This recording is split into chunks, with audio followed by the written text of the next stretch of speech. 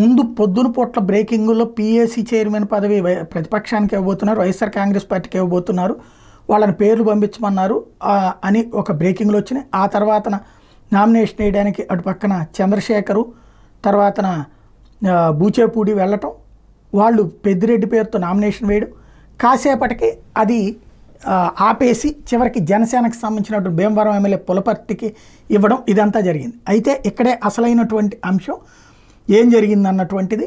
దీని మీద ప్రస్తుతం తెలుగుదేశం వర్గాలు చెప్తున్న మాట ఏంటంటే వైసీపీకి ఇద్దామని అనుకున్నారు, అది ఏ చంద్రశేఖరో ఏ బూచేపల్లో ఇట్లాంటి వాళ్ళకి ఎవరికన్నా ఇద్దామనుకుంటే పెద్దిరెడ్డి పేరు చెప్పారు. పెద్దిరెడ్డి మీద ఓ పక్కన ఆరోపణలు చేస్తూ ఆ పెద్దిరెడ్డికి ఇవ్వడానికి వీల్లేదని వాళ్ళు ప్రపోజ్ చేశారు. పెద్దిరెడ్డి కాకుండా ఇంకెవరి పేరన్నా పంపించమంటే జగన్ అందుకు ఒప్పుకోలేదు. అందువలన పిఎస్సి చివరికి ఎందుకు ఇవ్వాలి అన్న ప్రశ్న వచ్చింది. అందువల్లనే ఆగిపోయారు. అందువల్లనే చివరికి జనసేనకి ఇచ్చారు. ఈ విషయం పవన్ కళ్యాణ్తో కూడా చర్చించి పవన్ కళ్యాణ్ తన పార్టీకి సంబంధించిన పులవర్తి పేరు చెప్పడంతో ఇచ్చారు అన్నటువంటి ప్రస్తుతం జరుగుతున్నటువంటి అమరావతి సర్కిల్స్ ప్రచారం.